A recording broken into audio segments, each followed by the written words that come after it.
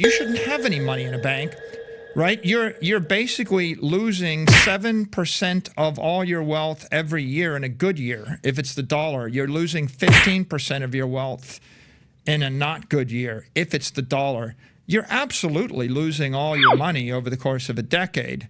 The first order impact of the banking crisis is people think, well, maybe the money I had in the bank's going away. And if you print more dollars, the actual monetary inflation rate goes 10%, 15%, 20%. When you lose faith in the bank, the currency, and the government, and someone says, what can you trust? With regard to what individuals should do, I think the logical answer is you would put it in the strongest possible world currency, the global money, and that's. 你有存钱在银行里吗？还认为存钱是一种美德吗？很有可能这才是让你远离财富自由的最大原因。让亿万富翁、全球持有最多比特币的美国上市公司 MicroStrategy 创办人 Michael Saylor 告诉你为什么。这次听完他近2小时的访谈，我摘要出3个重点，不仅点出我们小资族没发现的投资盲点，更明白为什么政府、银行不希望人民购买比特币，这水也太深了吧！并且在最后 Michael Saylor 还会分享小资族如何在短期、中期和长期进行投资，以帮助你更快累积财富。让我们一起听听看这次他说了些什么吧。嗨，我是 Emma， 带你在币圈趋势中打造属于自己的被动收入。记得订阅并打开小铃铛，这样你就不会错过财富密码哦。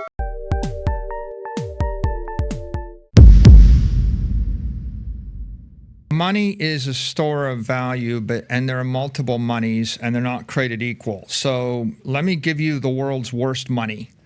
The worst money in the world is like Argentine pesos or Venezuelan bolivars or Zimbabwe dollars or Nigerian naira. Weak money. The official inflation rate in Argentina is 105%. But that's the official rate, which is that understates it. The actual inflation rate would be higher. And if the inflation rate is running 100%, that means your money is losing half of its value every 12 months. That means that within 10 years, you have nothing. Okay? So bad money, bad currency or bad money loses all of its value over the course of a few years. In Venezuela, you lose all your value in 36 months. In Argentina, in 10 to 20 years, the Argentine peso was 1 to the dollar 21 years ago. If you had $1 million 21 years ago, the Argentine peso right now is about 480 to the dollar. So that's not a 99% loss. That's a 99.8% loss, right? In how many years? 21 years. Okay, so what I'm saying is you don't have money if you have weak currency. Now let's take strong currency. Well, the strongest currency in the world is the dollar. That's not money. You're losing 99% of your wealth over the course of 90 years in the US dollar. Maybe more. The US dollar, the only difference between the US dollar and the peso is whereas it takes 20 years to lose your family's fortune in the peso, it takes about 90 years to lose your family's fortune in the dollar. Right? My house in Miami Beach was $100,000 in 1930. It was appraised at $46 million a few years ago. Do the calculation. It's on a path to be worth $100 million, which means that the US dollar will have lost 99.9% of its value over 100 years. Warren Buffett knows this. Charlie Munger knows this. Basically, the bottom line there is your money in the bank isn't money. Okay, so the answer is you shouldn't have any money in a bank, right? You're basically losing 7% of all your wealth every year in a good year. If it's the dollar, you're losing 15% of your wealth in a not good year. If it's the dollar, you're absolutely losing all your money over the course of a decade. So that's kind of weak money. Awful money is developing world money, the Lebanese pound. The Lebanese pound got devalued. I mean, you would have lost all your money in 5 years if you had the pound. The strongest money, decent money, okay money was gold, but not great. The strongest money in the world is Bitcoin. because Bitcoin is absolutely capped at 21 million. It is global money. You could take $1 billion of Bitcoin across a border. You can transfer it to a counterparty, and no government can interdict that, and nobody can inflate that. And so my answer there would be, you can't trust any bank. You certainly can't trust a bank in Lebanon. Read about Lebanese banks. You can't trust a bank in Africa. You can't trust a bank in Asia. 小时候，爸爸妈妈都会鼓励我们多存钱，储蓄是一种美德。但是，当我到金融业工作后，才发现储蓄不是一种美德，因为钱会贬值。如果傻傻存钱，只会越来越穷。正确的投资才会成为有钱人。F 网友就留言分享他的亲身经历，让我感到很震撼。我在阿根廷住了30年，我以前见过这一切。人们开始大规模的从银行取出他们的钱，因为即将发生货币贬值。政府关闭了银行，你每个月只能取出300美元。货币真的贬值后，政府又要求中央银行印更多的钱，因为他们需要把钱发给选民。阿根廷每年的通货膨胀率是 104%，44% 的人生活在贫困中，每月平均工资大约是400美元，真的很傻眼。我们平常努力的工作、加班，买个卫生纸还要找折价券，结果政府大手一挥，关闭银行，一辈子的积蓄就没了。唉，另一方面也很庆幸自己生活在台湾，台币相对来说贬值的速度比较慢，但终究持续贬值。那我们该怎么办呢？It used to be Americans thought they could trust American banks. Now they're realizing that they can't trust American banks.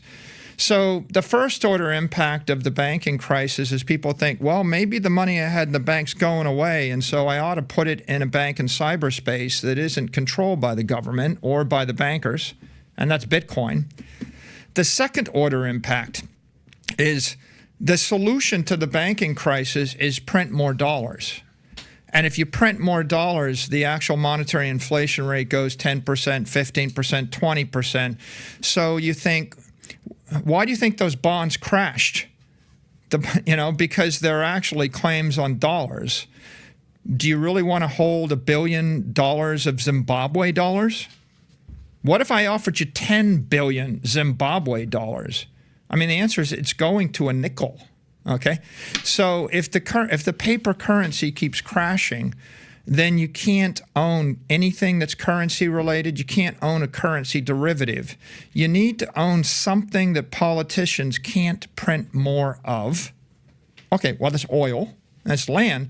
But the problem is, try hauling 100,000 barrels of oil from where you are to London, where you want to be. How are you going to do that? I'll give you $1 billion of land in Central Africa, and then someone takes over with machine guns and declares that everyone with large amounts of land now loses it. That happened in Zimbabwe. You're going to pick up the land on your back and carry it to France? So it's simple. If people lose faith in the banks, they lose faith in the currency. When they lose faith in the currency, they lose faith in the government. When you lose faith in the bank, the currency, and the government, and someone says, what can you trust? The answer is you can trust Bitcoin because you can custody your own asset, you can run your own node. And at the end of the day, even if the Chinese want to shut it down, they can't. If the Russians want to shut it down, they can't. If any nation state wants to shut it down, they can't. If the US wanted to shut it down, they can't. And so everybody wants something that they can trust that is beyond the reach of a corrupt politician, a corrupt corporate executive. 真的，特别是这几年全球的动荡。2022年2月，当俄罗斯入侵乌克兰爆发战争后，两国货币迅速贬值。乌克兰居民即便银行有钱也没用，因为银行无法领取现金，但超市、药局只收现金，如果没有现金，几乎什么都不能买。唯一一个可以领到现金的 ATM， 民众大排长龙，但限制每人只能领1000格里夫纳，大约900元台币，真的好无力。并且西方单方面冻结俄罗斯超过3300亿美元的资产。俄罗斯身为世界大国，再多的钱说没了就没了，更何况是我们普通人。不仅是东方，西方也遇到问题。2023年，美国有3间银行连续倒闭，第一共和银行、矽谷银行、签名银行。没想到主要的原因居然是 But let's think about what banking executives in the U.S. do. The U.S. banking system is the best in the world. Here's what they do. You put $100 billion into the bank. They have the deposits. They turn around. The Federal Reserve interest rate, short-term rate, was 0.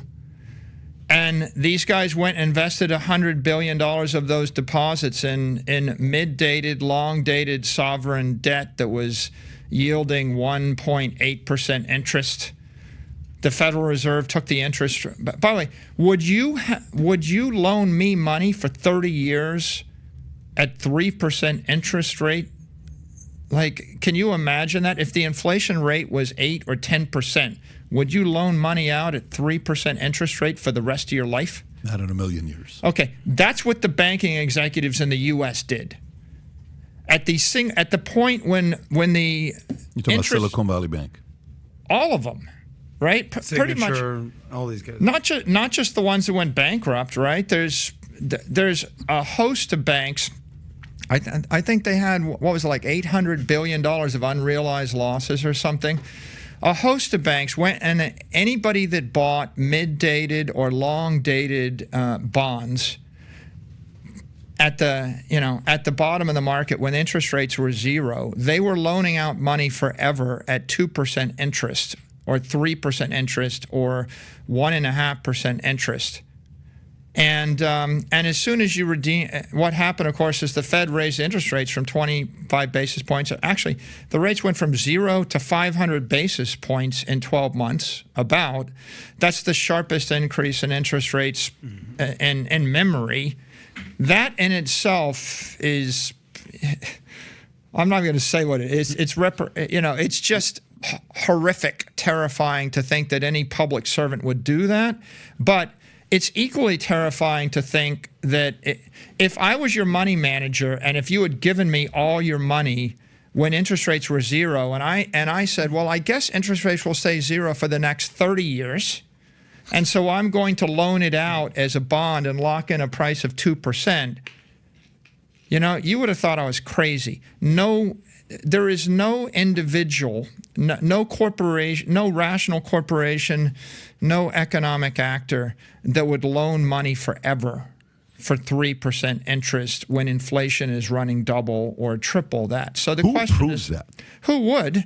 And the answer is a bureaucrat, either a governmental bureaucrat, someone that is coerced by regulatory policy where they're forced to. For example, a bank can't buy Bitcoin, but a bank is almost obligated to buy treasuries, right? So the politicians create a set of rules that strongly encourage you to do certain things and strongly discourage you to do other things. And generally, they encourage you to do the thing which is probably least economically viable. But there are probably local organizations and banks in foreign countries that own their own local currency, right? Like, would you buy, an African currency with an inflation rate of 200% a year? No, but people do. Why? Because the government controls or owns the entity, and so they force that. 是不是真的超可怕？更可怕的是，因为多数人根本不了解传统金融怎么运作，直觉的按照政府引导的方式，好好念书，好好工作，好好到银行存钱，不要买比特币。这对我们小资族来说，真的是最好的选择吗？这位网友曾遇到经济大衰退，他表示有一件事我非常确定，那就是多元化你的收入来源，可以帮助你抵御当今世界上许多疯狂的变化。老实说，这时代大家都很忙，如果传统金融已经很好，我也不会花时间去研究什么区块链啊，什么比特币啊，就是知道传统金融有问题，不想将所有资产都放在里面，怕等到出事时就来不及逃了，所以需要寻找其他解决方案，进而认识比特币。如果你也发现传统金融体系的问题，并希望帮自己的财务多买一份保险，找到一个稳定的解决方案，比特币或许是一个好选择。所以我准备一份比特币懒人包，总结我过去3年投资比特币成功和失败的经验，分享了正确的投资心态和实用步骤。你可以在资讯栏的第2条链接中找到。目前已经有超过500人领取，早早享受到了投资的回报。只要花3分钟看完，不用20年后，相信只要3个月后，你也会有同样的感受。With regard to what individuals should do, I think the logical answer is for expenses, if you have expenses in the next 3 months, you have your expenses in the local currency, which is the peso, the naira, the whatever, because it's legally obligated for you to pay in the local currency. For the next 3 years of expenses, or 1 to 3 years of expenses, you put your wealth in the strongest world currency in the world. That's the dollar right now, but you make sure that you have that currency either self-custodied or you have it in a bank that you trust. That's hard. If you can't find a bank, if you were in Lebanon right now... Can we trust you, bank? If you were in Lebanon right now, you wouldn't put your money in any bank. You would actually put it on the Bitcoin blockchain. For any amount of money you want to keep the rest of your life, if you want to give it to your kids, if you want to actually retire on it, anything that's investable asset, you would put it in Bitcoin. You would put it in the strongest possible world currency, the global money, and that's Bitcoin. You're not going to get rich investing in dollars, and you'll lose all your money if your dollars are in a weak bank, and if your dollars in a strong bank, you'll just get poor slowly, and you're going to get poor. You're going to get poor rapidly if your money is in not the dollar, but a weaker currency, and you're going to get completely bankrupt if you trust a weak bank. And so MicroStrategy, by the way, we had like $90 million. We had $4+ billion worth of Bitcoin.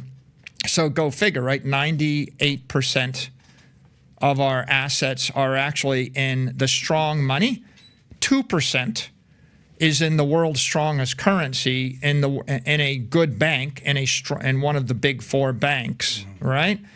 And that's about as much exposure as I want to a currency. 这是我听过最实用的方式，因为人在每个阶段都会有不同的财务需求，有意识的规划更能有效增加财富。我投资币圈超过3年，才发现了一种投资方法，能让美元和比特币加速复利。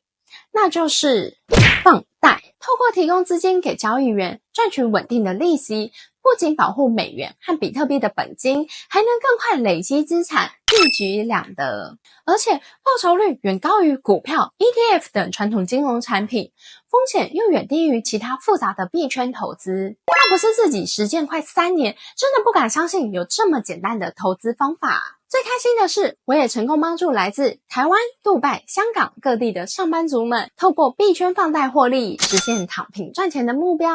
我把整套懒人投资的方法录成了一个45分钟的影片，你可以在资讯栏的第1条链接中找到。如果你不想变穷，想在短短30天就能增加一份被动收入，睡觉时都在赚钱的话，非常建议你先看过再投资，相信对你一定会有帮助哟。在时间的累积下，感谢币圈加速实现我买房的目标，让我在2023年成功买下人生第1间房子，真的太开心了！下一位买房的是你吗？你好，幸运儿。你认同 Michael Saylor 的观点吗？将钱存在银行只会越来越穷，还是听妈妈的话，存钱是种美德呢？1. 认同，投资比特币才是最好的方式。2. 不认同，存钱是一种美德。为什么呢？欢迎在底下留言分享你的看法。我是 Emma， 还会继续分享关于币圈投资被动收入的经验。记得按赞、订阅、开启旁边的小铃铛，并打开全部。还有 follow 我的 IG 哦，那你就不会错过这些知识了。我们下周见，拜拜。